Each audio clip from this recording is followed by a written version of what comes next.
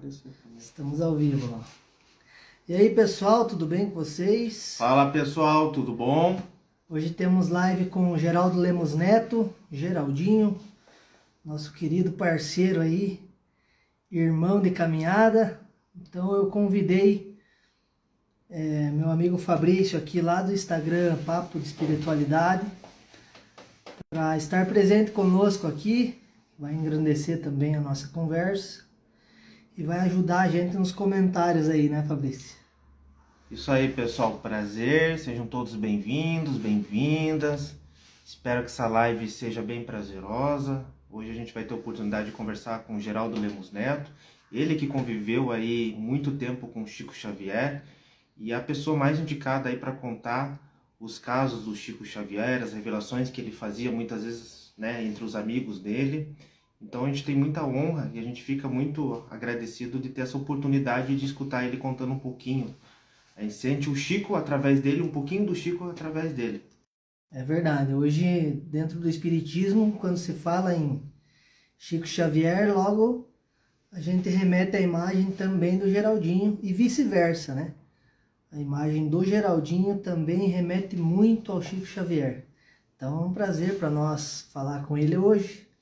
Entramos um pouquinho antes aqui para fazer um esquenta, né, Fabrício? E o pessoal tá perguntando aí, pessoal, a live vai ficar salva, tá? Depois do término da live, o Felipe vai deixar aí no Espírita que Sou aí no feed.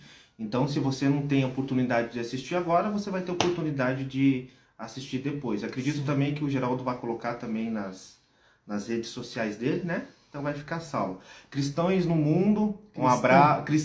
Cristão no Mundo, abraço. João Pedro.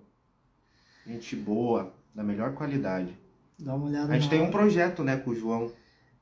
João, daqui a pouco não, daqui uns dias, né? Uma semana, 2 semanas aí, vamos estar iniciando um projeto bem bacana com o João. Não sei se a gente pode falar, vamos deixar para ele falar, né? Vamos deixar aí o pessoal ficar curioso. Cibele, ele não dá... Não. Cristão no Mundo, que legal. Jesus abençoe você, abençoe todos. Obrigado. Nós. Vamos esperar o Geraldo entrar.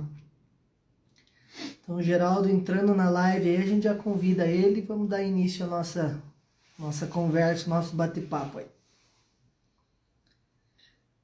Pessoal, a Carla, a primeira vez, o Geraldo entrou. Já entrou ali, ó. Beleza, vamos chamar o Geraldo aí. Vamos chamar ele lá. Só um pouquinho, pessoal. Ai, acho que foi.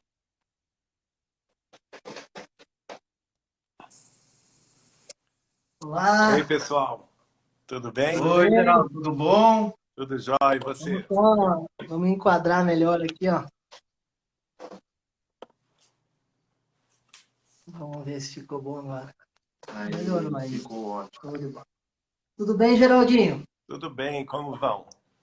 Tudo tranquilo. Tomei a liberdade de convidar o Fabrício lá, que é do Papo de Espiritualidade, participar com a gente aqui. E aí, Fabrício, tudo bem? Não podia perder a oportunidade, não é todo dia que a gente tem o Geraldo Lemos Neto conversando com a gente. Geraldinho, primeiramente eu queria até agradecer por você ter aceito o convite, por ter aberto um espacinho aí para a gente na sua agenda. A gente entende que é bem corrido, você é um cara requisitado aí no meio espírita, então um prazer para nós, uma honra enorme estar falando com você aqui hoje. Imagina, o prazer e a honra é nossa. Eu vou falar um pouquinho do currículo aqui do Geraldo Lemos Neto, pessoal, para quem não conhece ele passar a conhecer. Eu já vou comunicar que em diversos momentos eu vou estar olhando para baixo, tá, pessoal? Porque eu estou assessorando os irmãos aqui nos comentários, tá? Então, muita gente tem dúvida ao decorrer da live nos comentários, eu vou estar fazendo esse trabalho meio que de broadcast. Então, o Geraldo Lemos Neto é diretor da Casa de Chico Xavier de Pedro Leopoldo, do portal e da TV Saber Espiritismo e do Grupo Espírita Saber Amar de Belo Horizonte. Ele é médium psicógrafo, escritor, palestrante do Espiritismo e editor da Vinha de Luz Editora. É isso aí. Só um irmão do Geraldo, nada mais. Muito obrigado. Geraldo, para o pessoal entender, a gente queria que você contasse um pouquinho como que você conheceu o Chico Xavier, como se deu essa proximidade com o Chico Xavier. Bom, a minha família materna é da cidade de Pedro Leopoldo, que é a cidade natal de Chico Xavier. Minha avó foi colega dele no grupo escolar, as famílias eram muito amigas, então eu, desde criança, ouvia muitos casos da família Machado de Pedro Leopoldo sobre a bondade do Chico, sobre como se processava também as revelações mediúnicas, a psicografia, a vidência, as orientações espirituais que o Chico dava para os meus familiares, né, principalmente ligados aí a essa família Machado. Então, minha avó, meus tios, avós, tias, avós, primos de minha mãe. E a partir daí eu fiquei, assim, desde criança, muito ligado, né, nessa figura diferente que eu queria conhecer e queria participar de alguma coisa que ele tivesse presente. Quando Você, você nessa época, desculpa te cortar, Geraldo, mas aproveitando o gancho, nessa época você já era adepto do espiritismo? Não, nessa época não. A família Machado é toda espírita. Mas a minha mãe, ela não tinha religião definida. Ela não tinha participação em nenhuma escola religiosa. E meu pai era muito católico. Meu pai era de outra cidade, e a família Lemos, muito católica. E nós em casa não tivemos educação religiosa de forma alguma, nem católica, nem espírita, nem coisa nenhuma. Então, mas nos eventos da família eu ouvia aqueles casos e me interessava, né? E duas pessoas foram muito importantes para mim. O meu tio Gilberto Santos, irmão de minha mãe, que todo sábado passava lá em casa, lanchava lá e falava do Chico, do Espiritismo. E a irmã de minha avó, que a essa altura minha avó já tinha desencarnado, minha avó Carmen, a irmã mais nova dela, que é a tia Nair, que residia em São Paulo e passava 3 meses por ano hospedada conosco em Belo Horizonte, a mesma coisa. Ela era muito amiga do Chico, muito mesmo, né? Então eu ficava assim fascinado com os casos que ela tinha. E eu gostava bastante. Eu era criança, né? Até que, com 14 anos de idade, uma prima de minha mãe trouxe um livro autografado do Chico para mim, no meu aniversário. É um livro Coragem, do Emmanuel. E a partir daí eu fiquei doido para conhecê-lo. Só tive a oportunidade aos 19 anos, em 1981, quando essa minha tia Nair, que residia em São Paulo, me chamou para ir a São Paulo, que o Chico ia lá lançar 2 livros e ela trabalharia no lançamento desses 2 livros. Foi assim que eu o conheci, no dia 14 de outubro de 1981, portanto, há 41 anos atrás. Uma data assim inesquecível. E como que foi, como que houve esse estreitamento desses laços de amizade? Ele me chamou para conhecer, nesse dia, ele me chamou para conhecer o trabalho dele de Uberaba, e eu não demorei nem 15 dias, eu me entendi com essa prima de minha mãe, que ia lá todo mês, era a Wanda de Figueiredo Noronha. Ela era filha da minha tia-avó mais idosa, que era a Adélia Machado de Figueiredo. A tia Adélia, ela era espírita quando o Chico era criança. Ela era espírita antes do Chico, porque ela era nascida em 21 de abril de 1900. Ela era 10 anos mais velha que o Chico. E o irmão dela mais velho, o tio Zeca Machado, o nome dele era José Flaviano Machado. O Chico depois revelou que ele é o senador Flamínio Severus, lá há 2000 anos. Oh, que bacana. O Zeca Machado. E trabalhou com o Chico durante 35 anos lá em Pedro Leopoldo, no Centro Espírita Luiz Gonzaga. Ele falava do Evangelho enquanto o Chico psicografava, e ele também era o responsável pelos passes, pela cabine de passes, quando a reunião terminava. E depois o Chico também pede a ele que fundasse o Centro Espírita Sheila de Pedro Leopoldo, que agora, no dia 3 de agosto, aliás, completou 68 anos de funcionamento. E, então, uma pessoa muito ligada ao Chico, e ele também era muito mais velho que o Chico, ele era de 1897. E ele já era espírita quando o Chico era criança ainda. Então, a partir disso, eu tive muita proximidade com o Chico, que eu passei a visitá-lo em Uberaba, na companhia desses familiares, da família Machado, de uma grande amiga nossa que está viva até hoje, né? Quer dizer, está reencarnada até hoje na Terra, que é a nossa nona. A gente a chama carinhosamente de nona, o nome dela é Noêmia Barbosa da Silva, uma grande médium também aqui de Belo Horizonte. E às vezes, então, pelo menos uma vez no mês eu ia visitar o Chico. Em 1984, eu me casei com a Eliana da Cunha Borges, cujo irmão Vivaldo da Cunha Borges morava com o Chico em Uberaba. Ele que fazia toda a preparação dos livros, que a gente chama de diagramação dos livros do Chico Xavier, de todas as editoras. Não é? Desde 1975 ele tinha essa tarefa. Então, a partir daí, 1984, a gente passou a se hospedar com ele na casa dele de Uberaba, e daí veio essa grande intimidade, né, com o Chico. Também a nossa ligação foi muito fortalecida porque o Chico era muito amigo mesmo de duas figuras ícones aqui do espiritismo em Minas, que é a dona Neném Aluoto, que presidiu a União Espírita Mineira por 33 anos consecutivos, é a federativa do estado de Minas Gerais, né? E o Martins Peralva, que foi um grande escritor e palestrante espírita também, que era diretor-secretário da União.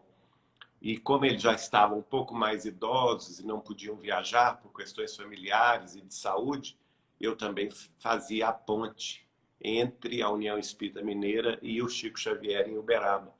Então, pelo menos uma ou duas vezes por mês eu ia a Uberaba e ficava hospedado com ele.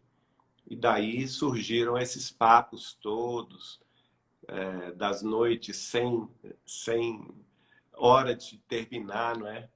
Aquelas madrugadas deliciosas conversando com o Chico. E o Chico era uma pessoa muito alegre, sabe, gente? Muito alegre. Ele tinha muita alegria de viver.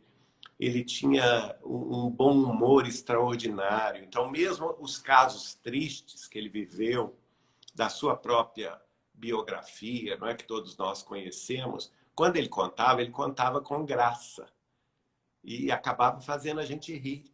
Ele era uma pessoa muito gozada. Ao mesmo tempo, assim, a presença de espírito dele era extraordinária. Sabe, a vivacidade. O Chico hoje eu fico pensando, gente, o Chico é um gênio, um gênio. Nós tivemos aqui na Terra um gênio planetário. Porque não é só... as pessoas focam muito a questão da bondade dele, claro, da humildade, que são características muito próprias do cristão verdadeiro, né? Mas o Chico não era só isso. O Chico era realmente uma das pessoas mais brilhantes e mais geniosas, de genialidade, geniosas não, porque diz respeito a personalidade. Genial, Geniais. Tinha uma genialidade também nas conversas, uma presença de espírito. E ele recebia muita gente ali, convivendo com ele na casa dele de Uberaba, às noites, principalmente, que ele recebia muitas visitas, as mais variadas visitas que você pode imaginar, desde cantores famosos, atores globais, presidentes da República, políticos de renome, até as pessoas mais simples também, gente do exterior que vinha do Japão para conhecê-lo, da Suécia, da Itália, sabe? Então, e pessoas de várias também procedências profissionais, né? Médicos, astrônomos. Então, conviver com ele era assim uma universidade do espírito, porque ele era capaz, apesar de toda a humildade dele, ele deixava a pessoa falar e tudo, mas daí a um pouco ele estava dando uma aula para aqueles doutores, né? Que Geraldo, sabiam tanto, mas que diante do Chico eles ficavam, assim, acabavam ficando em silêncio. o pessoal aqui na live tá falando muito bem de você, o pessoal tá apaixonado por você, já conhece você, né, das lives. O que tá chamando bastante atenção, o pessoal aqui elogiando bastante sua energia, seu carisma.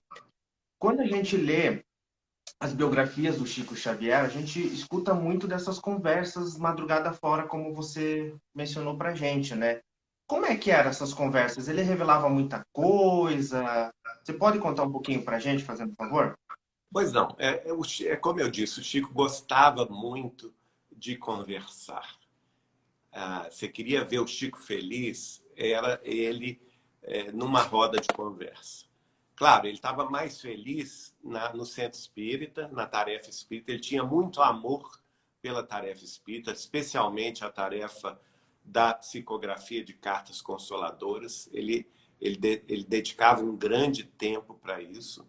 Também ele tinha muito amor nas tarefas de caridade, que era sábado à tarde, em Uberaba. Na época que eu o conheci, em 1981, já era a Vila do Pássaro Preto, não era mais o Abacateiro.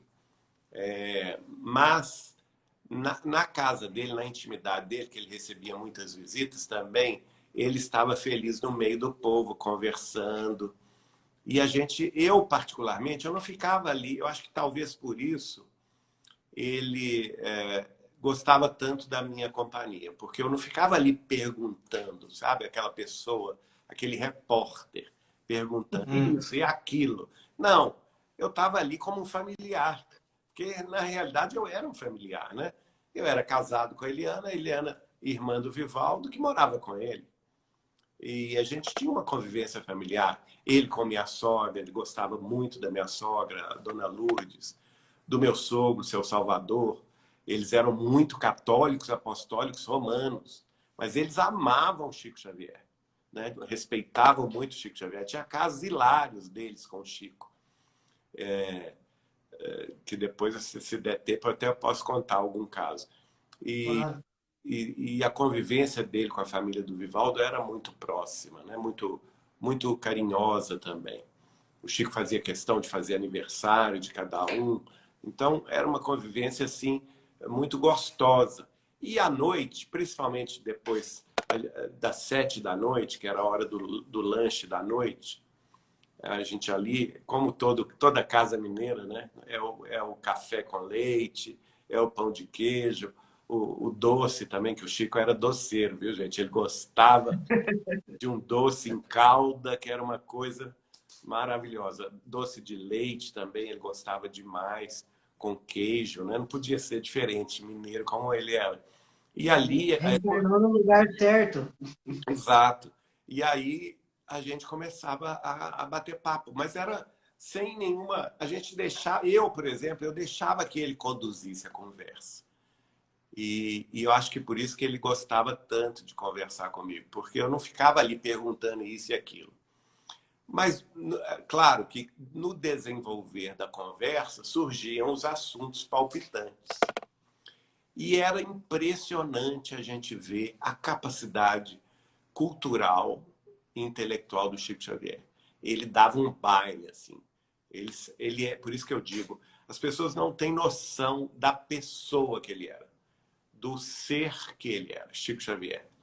Por isso que eu digo, ele era um gênio em todos os assuntos. Ele entendia de música erudita, ele entendia de astronomia, ele entendia de medicina, ele entendia, claro, não podia ser diferente, todos os assuntos relativos à doutrina espírita. Ele entendia profundamente do Evangelho, ele falava de Jesus, ele se emocionava até às lágrimas. Ele falava de Maria, as lágrimas corriam pelo rosto dele. Tal era o amor com o qual ele se expressava. E esse amor é que nos tocava, porque eu, por exemplo, que não tive educação religiosa nenhuma em casa, veja bem, eu estava fadado a ser um agnóstico ou então mesmo um ateu do mundo, né? Se não fosse Chico Xavier e a família Machado, que me levou até ele, provavelmente seria mais um agnóstico aí solto pelo mundo, mais ligado ao materialismo do que à espiritualidade. E o Chico me salvou com isso, porque ele trouxe Jesus tão perto, né? Trouxe Maria Santíssima, aquelas figuras extraordinárias do cristianismo primitivo, das quais ele falava como hoje eu entendo, até porque na época eu não entendia, com uma certa intimidade. E depois também ele falava muito da época de Kardec, né? E a gente sabe que ele foi Kardec porque ele próprio assumiu isso para nós em 1992, em março. Aliás, um pouco antes, em janeiro, ele mandou o livro Kardec Prossegue, do Adelino da Silveira, autografado para mim e para Eliana. Em março, depois das férias de fevereiro, eu fui estar com ele. E ele, então, em conversa particular comigo e com a Eliana, assumiu para mim que era Kardec, de fato, né? Então, ele falava de Kardec também com essa intimidade. Ele contava detalhes sobre a rotina de Allan Kardec, o tanto que Allan Kardec gostava, e a gente não vê isso nas biografias, né? Gostava da cultura francesa da época, da música. Kardec, por Você exemplo. acha que você acha que ele teve? Eu acredito que com certeza ele teve acesso a isso, né? Não, tinha perfeitamente. Né?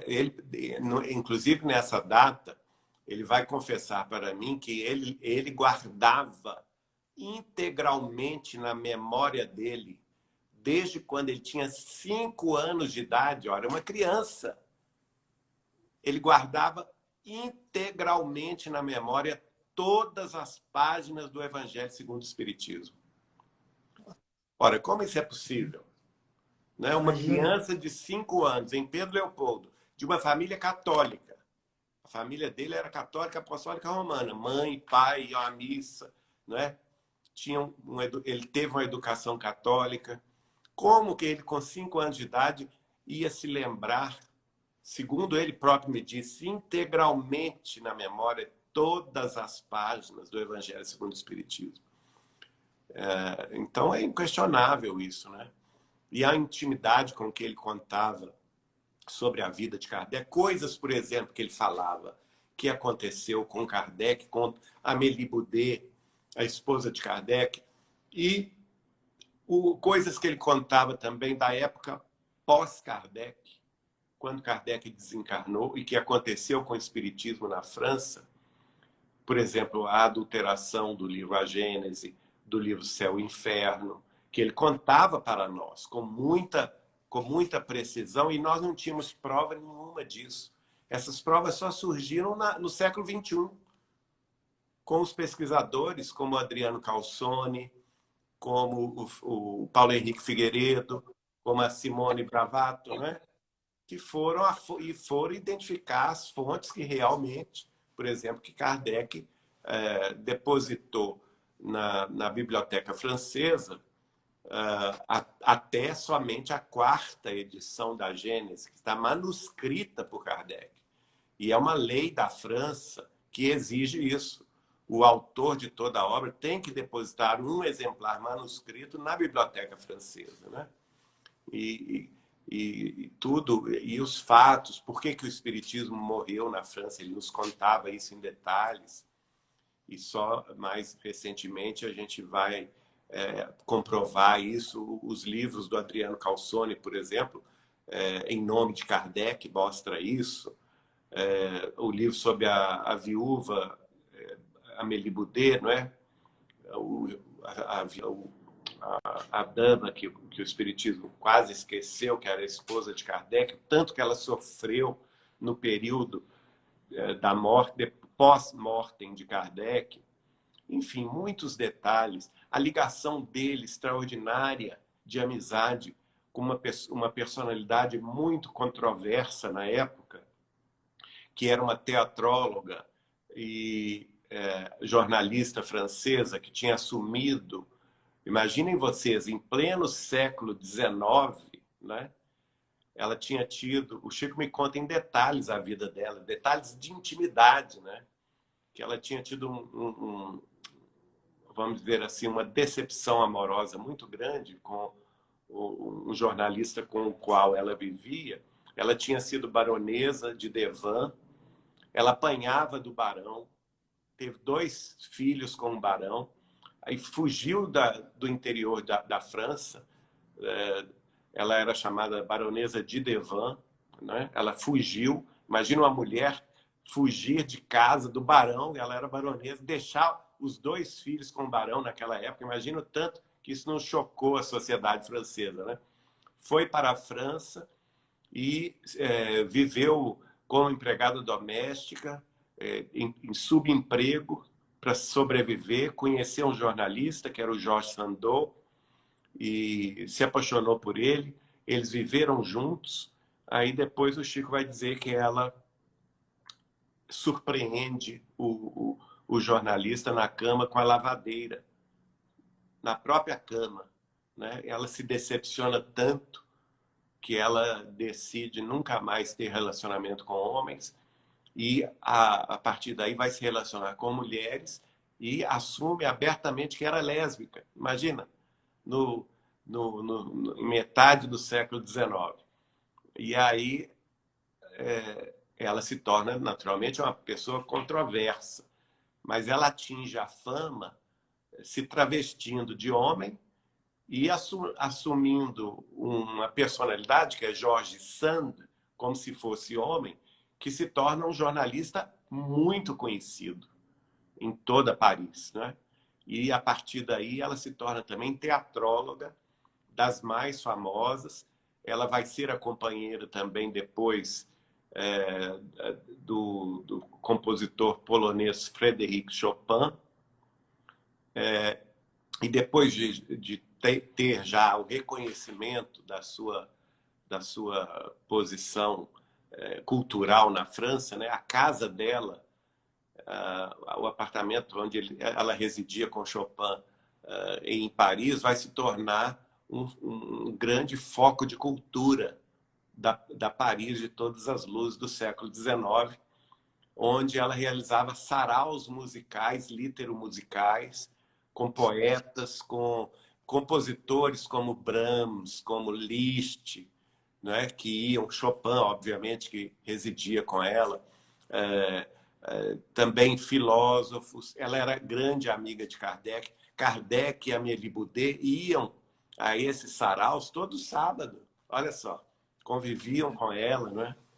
E quando Kardec lança o Livro dos Espíritos, encontra-se com ela, eu citei esse encontro que o Chico me relatou, no Bois de Boulogne, em Paris, logo no dia que Kardec recebe o primeiro exemplar do Livro dos Espíritos. E ele fica tão entusiasmado, ele estava na carruagem, voltando da gráfica, com o primeiro exemplar na mão, exatamente um dia antes de lançá-lo, no dia 18 de abril de 1857. E ele vê a George Sand andando, caminhando pelo Bois de Boulogne, a pé. Então ele pede ao carroceiro que pare a carruagem, desce, cumprimenta, e ela também efusivamente o cumprimenta, e ele dá a ela o primeiro exemplar do Livro dos Espíritos. E fala com ela, a senhora poderia, por gentileza, escrever, porque ela, essa altura já era de grande fama, não é? Eu gostaria muito que a senhora escrevesse um artigo sobre esse livro. E aí ele vai me contar o seguinte, que a humildade dela foi tão grande que ela, depois de ler o livro, ela se convence daquela realidade toda do fenômeno espírita, da reencarnação, de tudo, né? Da sobrevivência do espírito após a morte, e fala com ele. Professor, ela o chamava de professor. Ela falou com ele, eu não vou escrever sobre esse livro, porque eu sou uma personalidade tão controversa que se eu escrever um artigo sobre ele e publicar esse artigo nos jornais de Paris, eu não vou ajudar a sua propagação, porque eu sou mal falada e tal, eu vou na realidade, eu vou atrapalhar a livre divulgação desse livro. Mas eu prometo ao senhor uma coisa. Como eu sou teatróloga e escrevo minhas peças de teatro, que tem fama mundial, naquela época ela tinha ligações, por exemplo, com Sarah Bernard, que era a maior atriz da época, que era londrina, não é? Ela era muito amiga também do teatrólogo francês Victorien Sardou, que já tinha se tornado espírita, e as peças dela corriam o mundo. Aí ela falou com o Kardec, olha, eu vou prometer ao senhor uma coisa, eu não vou falar diretamente do livro, mas eu vou falar indiretamente. Em todas as minhas peças de teatro, a partir de agora, eu vou colocar temas espíritas. E a partir daí, realmente, na peça que se chamou Demi-Monde, ela colocou a influência dos espíritos, a influência dos obsessores, né? A reencarnação, a pluralidade dos mundos habitados, a pluralidade das existências, a mediunidade, a intuição espiritual, tudo isso ela passou. E ela viveu mais do que Kardec, ela foi desencarnar na década de 80, não é? do século XIX. Geraldo, muita gente aqui, que a gente queria agradecer, que a gente está batendo aí 315, 350 pessoas assistindo simultaneamente a gente. Muita gente está falando do amor que você tem na fala com o Chico, né? Até você citou que ele tinha um amor muito grande falando de Maria, né? E o pessoal está falando que é o mesmo amor que você tem falando dele. Isso eu não vou negar, porque realmente, gente, é um amor sem limites. Eu falo com vocês que eu tudo devo ao Chico Xavier. Ele é tudo para mim, tudo. É meu avô, minha avó, meu pai, minha mãe, é tudo. Meu filho, minha filha, é tudo.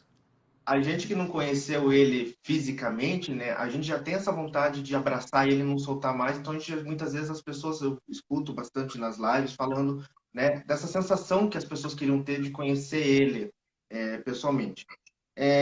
Você tem alguma informação? Você sabe se ele falou alguma coisa, se ele vai retornar para o planeta Terra, se ele irá reencarnar, alguma revelação nesse sentido?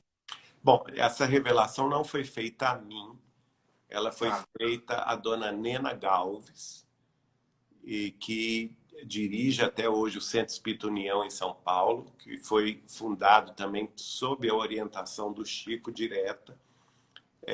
A dona Nena e o marido dela, o Francisco Galves, era quem hospedava Chico Xavier em São Paulo. Ele ia todo mês fazer tratamento de acupuntura em São Paulo. Então, a dona Nena, um dia, o Chico já estava mais idoso, e ele tinha lá o quarto dela, tem até hoje o quarto preservado na casa dela, né? Então, ela desceu as escadas e encontrou o Chico já na mesa do café da manhã, de manhã cedo, chorando, assim, copiosamente. E ela então assustou, falou, gente, você está passando mal, Chico, o que está acontecendo? Isso ela mesma nos contou, a mim, ao John Harley, ao Oceano Vieira de Mello, lá no Congresso de Brasília, em 2010, que homenageou os 100 anos de Chico Xavier, né? Nós nos reunimos e ficamos batendo papo, ela nos contou isso. Então, aí o Chico falou assim, não, Nena, não é nada disso, não preocupa com isso, não, que eu estou bem. Eu estou contrariado. Estou chorando porque eu estou contrariado. Mas por que, Chico, você está contrariado? Porque eu recebi agora há pouco um mensageiro do Senhor me dando uma resposta definitiva. Mas o que é essa resposta, Chico? O que você havia pedido a ele? Não, você sabe, Nena, ele falou, que eu e Emmanuel, nós fizemos um compromisso que Emmanuel vai voltar no início do século, ou no final deste século XX, ou no início do século XXI, e nós vamos, no mundo espiritual, guiá-lo pela psicografia, dentro da doutrina dos espíritos, e passaremos o século XXI nesta tarefa. Mas, ao final dessa tarefa, por volta do ano 2100, quando Emmanuel já estiver desencarnando na Terra, eu pedi a Jesus, nosso Senhor, que essa dobradinha se refizesse no Brasil. Eu reencarnaria de novo no século 22 no Brasil e Emmanuel, na espiritualidade, continuaria me guiando na psicografia para a tarefa prosseguir. E acontece que eu acabo de receber a notícia de um mensageiro de Jesus negando a minha petição. Ah, Chico, não diga, mas que pena. Então você... Ah, porque eu queria voltar era para o Brasil, Nina. E falou com ela, né? Eu queria voltar para o Brasil. E aí... Mas o que o Senhor mandou lhe dizer? Aí não, ele disse que não, que o Brasil não, porque ele já tinha planos para eu reencarnar no século 22 na cidade de Jerusalém. Olha, que legal. Chico chegou a falar sobre alguma coisa sobre o futuro do Brasil como nação? Tudo, né, gente? Pelo amor de Deus, essa pergunta tem tudo a ver com Chico Xavier. Basta ver o livro Brasil, Coração do Mundo, Pátria do Evangelho, que ele falava, inclusive, isso está registrado em entrevista, que o livro não é autoria. Muita gente fala assim, esse livro é opinião pessoal do Humberto de Campos. Não é não, gente. Isso é falta de estudo de quem fala essa bobagem. O próprio Chico Xavier, em entrevista, disse: Humberto de Campos apenas acessou conhecimentos do mundo espiritual superior sobre a formação do Brasil, sobre a missão do Brasil, não é? Como pátria do Evangelho, coração do mundo, e transcreveu essas informações para a Terra através da minha psicografia. Assim como ele fez com o livro Boa Nova, por exemplo, que também não é invenção da cabeça dele, como autor espiritual. Ele teve acesso a essas informações na vida maior e trouxe para a Terra através do livro Boa Nova. Então, eu recomendo a vocês conhecerem profundamente esse livro. Esse livro mostra que o Brasil tem, diante do concerto das nações da Terra, tem uma missão primordial, que é revelar a vida eterna, a sobrevivência do espírito após a morte do corpo, a mediunidade, a pluralidade das existências, que é a reencarnação, a pluralidade dos mundos habitados e outros postulados espíritas cristãos. Não é à toa que foi aqui no Brasil que o espiritismo mais se desenvolveu, e mesmo pessoas que não são espíritas de carteirinha, vamos dizer assim, né? Católicos ou de outras religiões, eles já aceitam certos preceitos doutrinários, como a reencarnação, como a mediunidade, não é? Então, é uma nação que foi destinada a ter esse papel. E o Chico, numa entrevista na rádio em São Paulo, em 1972, se não me engano, o programa era o Ponto de Luz, se não me engano, do professor Herculano Pires. Ele faz uma revelação, a gente tem o áudio dessa revelação. Ele fala: de 1870 para cá, ele estava falando, portanto, em 1972, ou seja, 102 anos depois, né? Ele revela o seguinte: Emmanuel me esclareceu que cerca de 15 a 20 milhões de espíritas ou espiritualistas que estavam encarnados na Europa do século XIX, secundando o trabalho de Allan Kardec na França, na Bélgica, na Inglaterra, nos países da Europa, para trazer a terceira revelação de Deus aos homens, ao desencarnarem lá no século XIX, todos eles emigraram para o Brasil e começaram a reencarnar aqui a partir do final do século XIX, início do século XX, para que aqui, nas plagas brasileiras, o espiritismo florescesse. Não é? Sabe, Geraldo, que tem muita coisa que tanto eu quanto o Fabrício, você deve ver aí, deve estar enjoado das marcações nossas nos Não, stories, né? de jeito Mas nenhum. Para tem mim é um muita coisa prazer. que a gente, tem muita coisa que a gente ouve você falar, que a gente lê nos livros, como você citou, né? O Brasil, Coração do Mundo, Pátria do Evangelho, Boa Nova e tudo mais, que a gente vê o link, a relação da tua fala, das tuas histórias que o Chico falava, com o que está escrito ali. E às vezes a gente faz uma materiazinha para questão de informação do pessoal, nem todos hoje têm acesso a um livro, infelizmente, e tudo mais. E as pessoas acabam duvidando. Ah, porque isso e aquilo, porque o Geraldo não sei o quê, ah, porque vocês são sensacionalistas. Mas não é, basta a pessoa pegar o livro, ler, estudar, pesquisar, que vai ver que está lá escrito, né? Tudo na vida, veja bem, a obra de Chico Xavier até hoje atingiu, de livros publicados, minha gente, 540 livros. Que agora, essa semana mesmo, publicaram mais um. Então, são 540 livros. As pessoas precisam entender que, para compreender Chico Xavier, todos têm que estudar esses 540 livros. Em primeiro lugar, antes de fazer juízo de valor de qualquer coisa. Porque lá nós vamos encontrar essa fonte segura, cristalina, de água pura que verte dos planos mais altos da vida espiritual para saciar a nossa sede de sabedoria e de amor.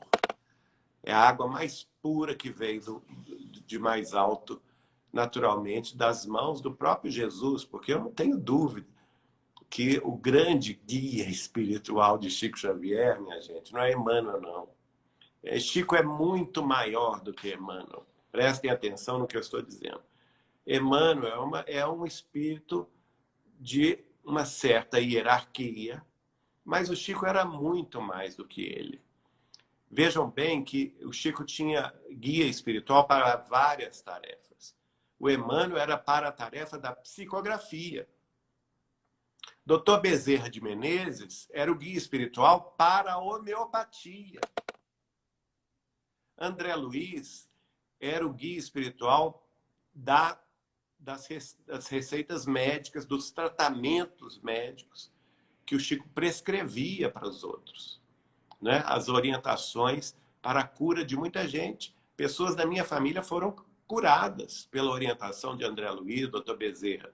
Né? Nessa hora não era Emmanuel quem aparecia, não. A Isabel de Aragão, rainha santa de Portugal e de Algarve do século XIII, que é a veneranda de nosso lar, nós conhecemos-la pelo apelido, né, de veneranda. Veja bem, em nosso lar está dito que ela ganhou um diploma de 1 milhão de bônus hora gratuito de serviço ao próximo. Coloque na ponta da calculadora o que é 1 milhão de horas de serviço gratuito. São mais de 6 séculos, minha gente. Olha a altura espiritual desse espírito. É muito maior do que Emmanuel, Isabel de Aragão, porque no livro, até recomendo esse livro extraordinário, que nós participamos da sua edição através do GEM, Grupo Espírita Emmanuel de São Bernardo do Campo, coordenado pelo Caio Ramaciotti, fundado pelo pai dele, o Rolando Ramaciotti, que é o livro Mensagens de Inês de Castro. O espírito de Inês de Castro, que tinha sido várias personalidades conhecidas, como, por exemplo, o espírito de Inês de Castro, que escreveu através de Chico Xavier. Em 1977, este livro, que se chama Mensagens de Inês de Castro, ela foi a filha de Emmanuel há 2000 anos, que é a Flávia Lentulha. Ela foi a rainha Joana Louca de Espanha, não é? Ela foi Inês de Castro, que era a esposa do Dom Pedro I de Portugal no século XIII, XIV. Foi assassinada pelo Dom Afonso IV de Portugal, que não queria que o filho se casasse com uma galega, né? Que ela era de procedência da Galícia. E, mais recentemente, ela foi a médium de Allan Kardec, no século XIX, Caroline Baudin, uma das médiums que Kardec se utilizou para receber as mensagens espirituais. E no mundo espiritual, no século XX, ela também estava com Chico Xavier, ligada a Isabel de Aragão, né? Que é a veneranda, cuidando do quê? Cuidando da tarefa do Chico na caridade. A Isabel de Aragão aparece para o Chico 2 dias depois dele receber a primeira mensagem, que foi no dia 10 de julho de 1927. Ele tinha recebido a primeira mensagem psicografada no dia 8. 2 dias depois, Isabel de Aragão aparece para ele. E ele fica assombrado com a elevação dela, a luminosidade desse espírito. Ele fica até assim surpreso, ele a confunde a princípio até com a própria Maria de Nazaré. Ele me contou isso. Tal era a beleza do espírito. E ela falava em castelhano fluente para ele, e ele entendia tudo, e falou com ele: Francisco, eu vim aqui em nome de nosso Senhor Jesus Cristo te pedir que distribua pães com os pobres, nossos irmãos. E ele fala com ela com todo respeito: senhora, nós mal temos pães para alimentar os nossos. Porque a essa altura a família dele, que era sustentada por ele tinha 3 empregos. 3 empregos, minha gente. Trabalhava o dia inteiro e a noite toda para ser arrimo dessa família de 17 integrantes. O pai doente, os cunhados e cunhadas, irmãos e irmãos desempregados e os sobrinhos para dar de comer. E a única pessoa que trabalhava era Chico Xavier. E ele fala com ela: nós mal temos pães para alimentar os nossos. Ela fala com ele: não se preocupe com isso. Os recursos e as pessoas nós enviaremos para você dar cabo ao serviço. E, de fato, ele chama a irmã dele, Dona Luísa, nessa noite. Pergunta a ela: o que nós temos aí? Ela fala com ele: nós temos os pães dos meninos amanhã. Não, nós precisamos procurar o córrego, o rio aqui que passa em Pedro Leopoldo e distribuir com os pobres nossos irmãos. E eles fazem isso. Olha o desprendimento. E, de fato, nos próximos 75 anos, até o ano 2002, quando ele desencarnou, no dia 30 de junho, ele nunca parou essa tarefa. E nunca faltou a ele comida, cobertor, brinquedo para as crianças, roupa, remédio, né? Distribuições que ele fazia regularmente de Natal, Dia das Mães, Dia dos Pais, Dia das Crianças. Nunca faltou a ele, tanto em Pedro Leopoldo quanto em Uberaba. A hora que, no dia que ele não tinha nada, os meus familiares, por exemplo, o acompanhavam em Pedro Leopoldo. Meu tio Zeca Machado, o filho dele mais novo, que vai, inclusive, fazer esse testemunho no próximo Encontro Nacional dos Amigos de Chico Xavier e sua obra, que é o Zé Eustáquio Machado, né? Às vezes, o Chico fala: gente, nós não temos nada, então nós vamos levar bilha d'água. Enchia as bilhas d'água e levava água. Na hora que chegava lá, debaixo da ponte, onde os miseráveis residiam, hoje não existem mais em Pedro Leopoldo, mas naquela época existiam, aparava lá um caminhão no alto da ponte. Cadê o seu Chico Xavier? Meu tio, por exemplo, ele presenciou isso. Eu estou atrás do seu Chico Xavier. Ah, está aqui embaixo. É aqui embaixo e tal. Quem que é o Chico? O Chico sou eu, meu amigo. Ah, eu estou chegando de São Paulo. O caminhão está cheio de mantimentos, cheio de comida. Onde que o senhor quer que eu entregue? É aqui mesmo, graças a Deus. E disse que era a festa do povo, né? Interessante, né? Muito bom isso aí. O Chico, ele é tão, eu acho que ele é tão elevado que às vezes quando eu e o Felipe fazemos alguma publicação que ele vai retornar, o pessoal sempre fala que não acredita pelo fato de que ele é um espírito elevado, que ele não precisa. Realmente ele não precisa, mas por ele ser tão elevado, ele vem por amor à humanidade. É lógico.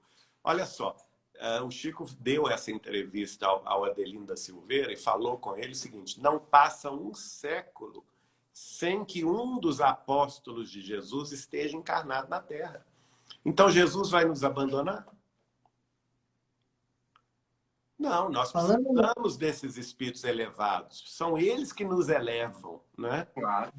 Eles que nos empurram para caminhar. Ai de mim se não fosse Chico Xavier. Um dia eu falei com ele assim, Chico, posso te fazer uma pergunta? Pode. Se eu não te conhecesse nessa encarnação, o que seria de mim? Aí ele parou, assim, ficou me olhando, como se estivesse vendo cenas, talvez, de outras possibilidades, né? E ficou me Por olhando. cima do óculos, né? Por cima do óculos. Ficou me olhando e falou assim, olha, Geraldinho, eu vou te falar uma coisa. Você nasceu numa família abastada. Meu pai era empresário. Você não teve educação religiosa nenhuma em casa. Nem da católica. E sua mãe... E ele gostava muito de minha mãe. Sua mãe, embora de uma família muito espírita, ela era a única que não era espírita.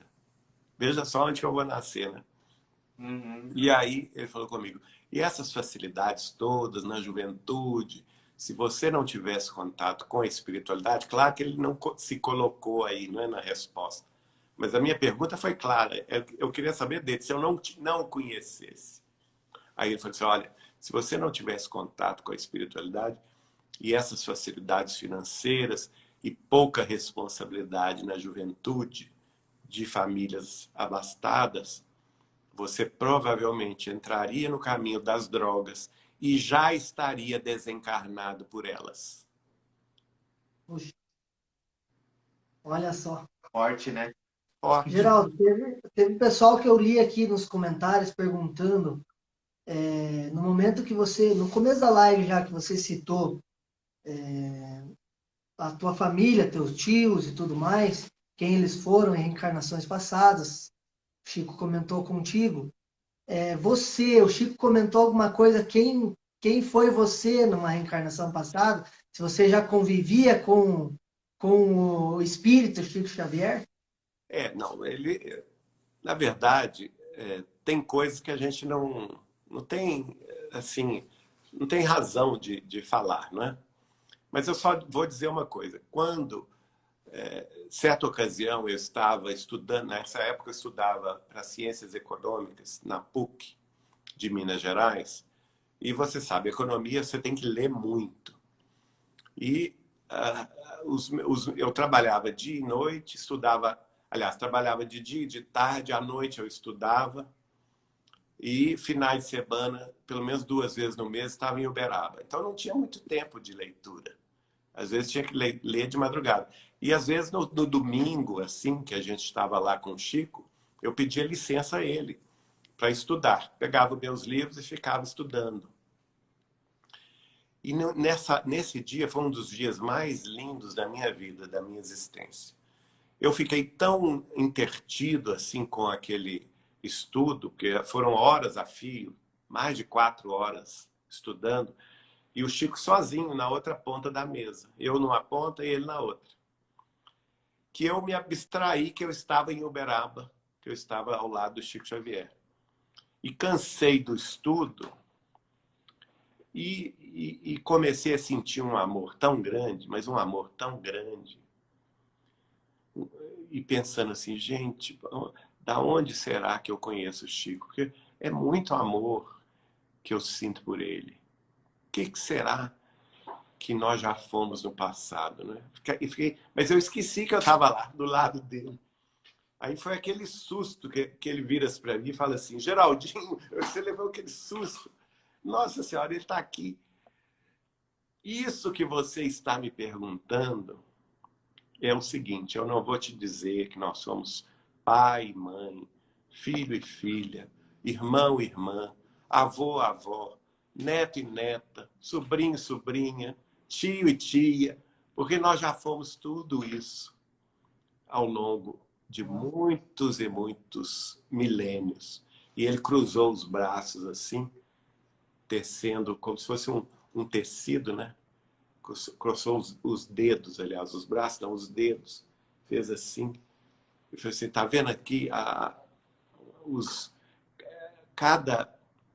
você sabe como é feito um tecido? Cada tecido é feito por um fio de tecido que vai se enroscando no outro, se entrelaçando no outro. De modo que nós já atingimos um amor que não tem definição no mundo. Pelas vamos dizer assim, conveniências terrestres ou os nomes terrestres, né? Aí eu disse, Chico, mas de onde vem tanto amor? E ele disse, olha, meu filho, até onde eu me lembro, eu te conheço há 40 mil anos. Nossa Senhora. Meu Deus. Que honra, que maravilha. Então, que bacana. É isso, não tem... Agora, eu acho graça, assim, quem sou eu, né? Devo ter feito, sinto isso, que devo ter feito muito mal a ele e nessas vidas todas, porque as famílias são assim, né? As famílias têm sempre aqueles que são mais elevados, que caminham na frente, e nós, os retardatários, vamos na rebarba. Maravilhoso. Muita gente aqui na live, Geraldinho, falando que não é espírita, que é de outras religiões, mas que graças a muitas das suas lives está começando a estudar a doutrina espírita, está começando a se interessar.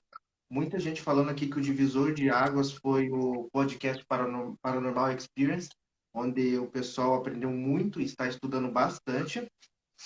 O pessoal aqui está declarando um amor gigantesco por você, da tua maneira, da tua doçura, da sua memória dos fatos com o Chico Xavier e, sobretudo, da tua humildade. A gente pode dizer, né, Felipe, que foi uma pessoa que, quando você ofereceu a live, foi uma pessoa muito humilde, né, com a gente. Sim. E eu gostaria de fazer uma pergunta, que a gente já está chegando a 1 hora de live, acho que você tem compromisso posteriormente, que perguntaram aqui se tem alguma pergunta que você queria fazer para o Chico Xavier e não conseguiu. Já tem muitas. Primeiro, eu queria agradecer o carinho dessa gente boa que nos ouve, que nos assiste. Eu, sinceramente, não me sinto merecedor de tanto amor, tanto carinho que eu recebo. E eu tenho que hipotecar esse carinho ao nosso Chico, porque ele sim é merecedor de todas as nossas, vamos dizer assim, lembranças, toda a nossa gratidão e todo o nosso reconhecimento. Sem ele, gente, o caminho da Terra, o caminho do Espiritismo, o caminho do Brasil seria muito mais difícil, muito mais complicado. Eu acho que ele... Não estaria aqui também.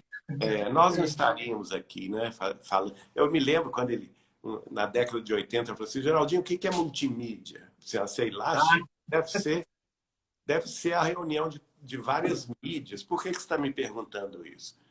E ele, assim, sério, olhando para cima, como se estivesse conversando com os espíritos, falou assim, porque os espíritos estão me dizendo aqui que chegará o dia que a doutrina espírita será divulgada em multimídia. E esse dia chegou, não é? Então eu devo a vocês todos, né? Esse pessoal como vocês que trabalham, que fazem essas páginas lindas, que divulgam a doutrina com desinteresse, com amor no coração. Gente, isso me incentiva a prosseguir, né? O carinho que eu recebo de vocês é que me impulsiona também a não desanimar. Porque eu sou uma pessoa humana como vocês, como todo mundo. Tenho meus defeitos, minhas horas ruins, minhas lutas, minhas tristezas. Mas é a alegria do Espiritismo que representa Jesus de novo para o nosso coração que faz com que a gente sinta realmente que é preciso trabalhar e servir um tanto mais em nome do Cristo, com a companhia inequívoca de um grande espírito, de uma grande alma, que foi e continua sendo o Chico Xavier para todos nós, né? Então, é o meu agradecimento. Não tenho, eu vou dizer, qual pergunta? São tantas. Hoje eu fico pensando, gente, mas como eu fui idiota, porque ele falava um assunto e eu devia né? As pessoas dizem, mas por que você não perguntou? Eu falei, assim, gente, mas a gente estava ali ouvindo, né? Você na Muita fonte. presença moral, né? É aquela história. O Chico era muito. Como ele gostava de falar, de contar caso, a gente deixava, era a fonte, deixa a fonte derramar aquela água pura. Nesse momento, você não tem vontade de ir lá pegar um copinho e estragar a fonte, porque às vezes com a sua mão, com um copo sujo, você vai estragar o assunto. E certamente muitos desses casos que ele nos contou, eu poderia ter perguntado coisas mais específicas, né, para esclarecer determinados pontos. Mas eu fico lembrando o seguinte, a conversa era tão natural que às vezes uma interjeição minha ou uma interrupção minha ou de qualquer outra pessoa próxima poderia ter interrompido aquela conversa, né? Como nós tivemos vários casos de amigos queridos. Aliás, uma amiga queridíssima que retornou agora ao mundo espiritual, Dona Terezinha de Castro, do Rio de Janeiro, fundadora do Seara de Amor e Luz, nos contou isso recentemente também. Ela estava, de repente, surgiu um ambiente que ela sentiu que ela estava na França do século XIX, diante de Kardec. E o Chico falando com Kardec, né? Contando para ela como foi o encontro dela com Kardec. E ela caiu na bobagem de perguntar, mas Chico, mas isso é Kardec, não é você. Aí o Chico, quando se apercebeu disso, ele encerrou o assunto, não é? Parou de falar. Então, às vezes, a pergunta seria inoportuna. Sim. Geraldo, você falou da multimídia e eu vou puxar um gancho lá de trás. Eu e o Fabrício trabalhamos juntos por 2 anos, né? Por 2 anos. E nesses 2 anos era raro nós conversarmos sobre o Espiritismo. Eu não sabia que o Fabrício gostava disso e ele também não. Olha E só. num dia, numa manhã, eu me lembro bem que era uma manhã, eu perguntei sobre a data limite. Falei, já ouviu falar na data limite? Não me lembro como que a gente entrou no assunto. E ele ainda não conhecia. Então eu coloquei no computador que tinha, nós somos fisioterapeutas, né? Então tinha um computador numa bancada onde a gente fazia a evolução dos pacientes ali e coloquei no YouTube lá, ó, depois na tua casa assista, que é bem interessante e tal. E foi a primeira vez que eu tive consciência de quem era o Geraldinho, de quem era todo aquele pessoal que fez o documentário. Então, você vê como que a espiritualidade vai ligando as pessoas, que depois de nós ter, cada um foi para um trabalho diferente. O Fabrício começou o trabalho com o Instagram lá, eu com o Instagram aqui. Hoje nós trabalhamos praticamente juntos, né? Uma parceria nossa aqui. E você fazendo esse elo entre nós dois hoje. Interessante. A gente fica anotando as tuas palestras, tudo que você fala a gente para, anota, publica. E é muito legal porque eu já contei isso no meu Instagram, né? Logo depois que o Felipe me apresentou o Data Limite, eu tive um desdobramento onde eu vi Chico, né, numa paisagem onde parecia um umbral, dando palestra para aqueles irmãos que estavam ali. Eu tive um encontro depois da palestra com ele. E quando eu acordei, estava tudo na minha mente, como era a logo do meu Instagram, o que eu tinha que Olha, publicar. E o engraçado é que conversando com outros colegas do Instagram, todos tiveram algo parecido com o Chico. Então a gente acredita muito que Chico esteja também no mundo espiritual. ele foi a primeira pessoa a falar sobre o espiritismo em multimídia, gente. Isso na década de 80, há 35 anos atrás. Olha só.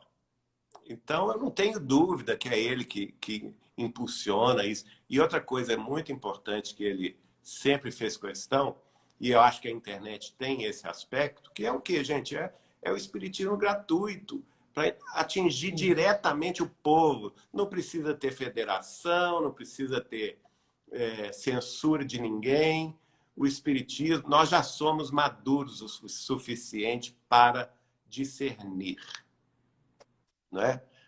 O Espiritismo inaugura para a era religiosa da humanidade a idade da razão. Né? A fé verdadeira é aquela que encara a razão frente a frente em todas as épocas da humanidade. O Espiritismo vem inaugurar isso. Então, nós todos, seres humanos em evolução na Terra, nós já temos maturidade para saber o que nós vamos escolher para a nossa vida, o que nós vamos meditar, estudar, buscar, não é? O próprio Jesus fala, busca e acharás. Batei na porta e a porta se vos abrirá. Então, esse movimento tem que ser direto. O Chico falava conosco assim, Geraldinho, Espiritismo é Jesus de novo para o coração do povo. Tudo que estiver fora disso é conversa fiada. Então, essa conversa direta que a gente tem com quem está nos acompanhando, seja nos centros espíritas ou nas redes sociais, com quem nós temos condição de conversar. Por exemplo, eu não deixo de responder uma mensagem do Instagram meu, pessoal. Não deixo, porque eu me lembro do Chico. O Chico não deixava nenhuma carta sem resposta. Ainda que ele não pudesse escrever uma carta inteira, mas ele sempre mandava alguma coisa para as pessoas, né? Hoje, a gente não precisa escrever cartas, mas a gente tem as mensagens no Instagram, principalmente, que é as do portal também, Saber Espiritismo, do YouTube, da TV Saber Espiritismo, e vamos em frente, porque esse contato direto. E sempre incentivando as pessoas a buscar as fontes da literatura espírita, em Allan Kardec e Chico Xavier, que para mim é a base fundamental da doutrina dos espíritos. Não estou diminuindo nenhum outro autor, mas eu acho que para a gente conhecer espiritismo, a gente tem que conhecer os dois. Allan Kardec no século XIX e Chico Xavier no século XX. E aí sim, você lendo, estudando, conversando sobre os assuntos ali expostos, você vai ter condição de discernir com mais segurança. Você quer perguntar alguma coisa? Senão... Não, acho que já deu. Acho que o Geraldo deve ter compromisso. Eu só queria. Mas fica à vontade, se quiserem perguntar. Então... Só deixa eu mandar um abraço aqui, que se eu não mandar, eu não entro em casa. Minha mulher é apaixonada por você, ela gosta muito. E ela mandou um abração para você. Como é que ela chama? Ellen. Ellen, um beijo, Ellen. Eu queria fazer uma pergunta. Tanto eu como o Felipe, a gente gosta muito do tema de ufologia. Chico chegou a fazer alguma revelação sobre os nossos irmãos de outros planetas? Muitas, né? Inclusive nas obras dele, gente. A mãe dele escreveu no livro Cartas de uma Morta.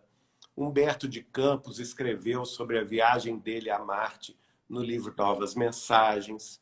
Também escreveu no livro Crônicas de Além Túmulo. Emmanuel escreveu no livro A Caminho da Luz, que é outro livro que vai falar também sobre a transição planetária, sobre o papel do Brasil. Eu recomendo muito A Caminho da Luz, de Emmanuel. Emmanuel também vai falar sobre habitantes de Sírios no livro Renúncia.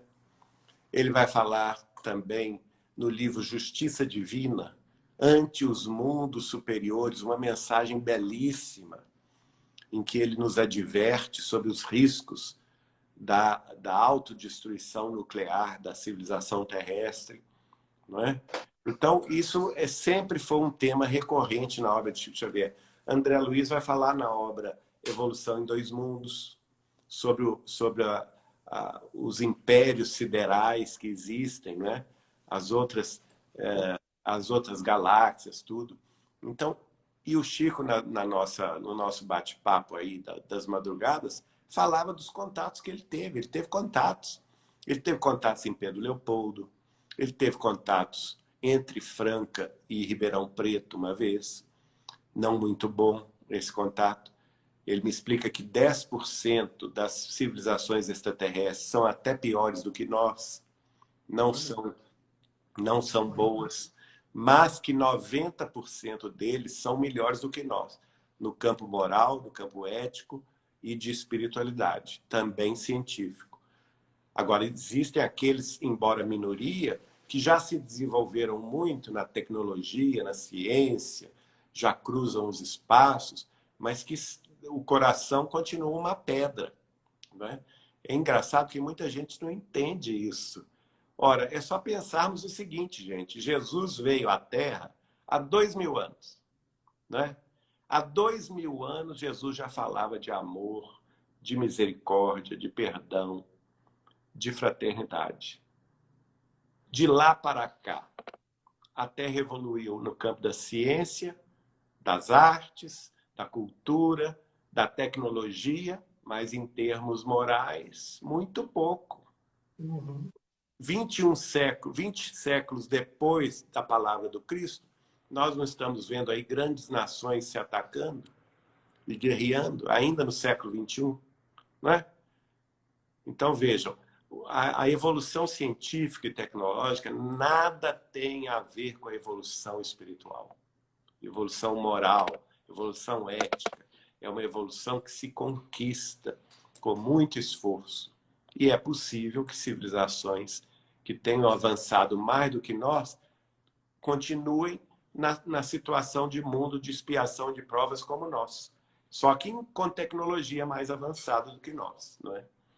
Agora, ele fez questão de dizer também que ele convivia com um grupo de extraterrestres mais baixinhos, tinha 1 metro de altura, ele me descreveu 1 metro de altura, grandes olhos amendoados, não tinha orelha, só um orifício, não tinham narizes, também só um orifício, na boca não tinham dentes, era só uma abertura, não se alimentam de sólidos, só de líquidos, não falam, portanto não tem aparelho fonador, porque eles se comunicam pelo pensamento. E ele falou, eles são boníssimos, são entidades muito boas. Eles protegem a Terra e trabalham em sintonia com Jesus para a evolução terrestre, no campo da ciência, das artes, da espiritualidade, e são seres boníssimos. Eles têm 1 metro só de altura, mas têm uma cabeça grande, porque o intelecto deles é muito mais desenvolvido do que o nosso. E uma curiosidade que o Chico me contou, esse olho deles gigante, né, amendoado, eles são capazes de ver ao mesmo tempo todos os planos. O plano das trevas, das sombras, o plano da crosta terrestre, o plano do umbral, o plano da ciência e das artes, o plano dos servidores de Jesus e o plano crístico ao mesmo tempo. E processam essa informação sem se alterarem, porque já tem maturidade para isso. Se qualquer um de nós visse tudo isso, provavelmente ficava maluco da cabeça, né? Porque a gente não tem cabeça ainda para processar tanta informação. E o nosso olho enxerga uma determinada uma Só uma frequência de luz. faixa entre o vermelho e o violeta, só. Nós só enxergamos uma faixa de frequência entre o violeta e o vermelho. É. Basta pensar no sinal de Wi-Fi, por exemplo, né, que a gente usa. Ninguém vê, né? Ninguém vê, mas ele está aí, né? Tá aí, exatamente. Geraldo, quero agradecer você, acho que não vamos tomar teu tempo mais. Eu que agradeço o carinho de você, eu gostei muito da live, desse bate-papo. Obrigado, Felipe, obrigado, Fabrício. A gente procurou fazer uma coisa diferente das demais, né? Perguntar mais sobre o Geraldinho, sobre esse vínculo com o Chico e tudo mais, porque a gente assiste muita coisa tua e a gente vê que você fala uma coisa, sempre repete ali, repete lá, repete lá. Vamos tentar trazer um conteúdo diferente, vamos mostrar quem que é o Geraldinho, como que aconteceu o vínculo com o Chico e tudo mais. Fazer uma coisa mais dinâmica do normal por aí, né? Bom, espero que tenha conseguido, então. Foi bacana, muito bom. A gente fica muito agradecido, tanto eu, né, aqui do Espírita que Sou, quanto o Fabrício lá do Papo de Espiritualidade, por você ter aceitado essa live, por, né, doar um pouco do teu tempo para nós aqui e passar esse conhecimento maravilhoso que você tem, não só com a gente, mas com todo mundo que assiste e quem irá assistir futuramente a live, que a gente vai deixar salva aí. Obrigado, gente. Eu que agradeço o carinho de vocês. Me senti abraçado aí por vocês. E vamos seguindo juntos, tá bom? Tá bom. E obrigado pela paciência que você tem com a gente no, Não. no reposto. Nada disso. Obrigado, Geraldo. Fica Obrigado, com Deus. tchau, Tudo pessoal. bom. Tchau. Tchau, tchau. Gente, Tchau. com Deus. Amém, igualmente. Tchau, tchau.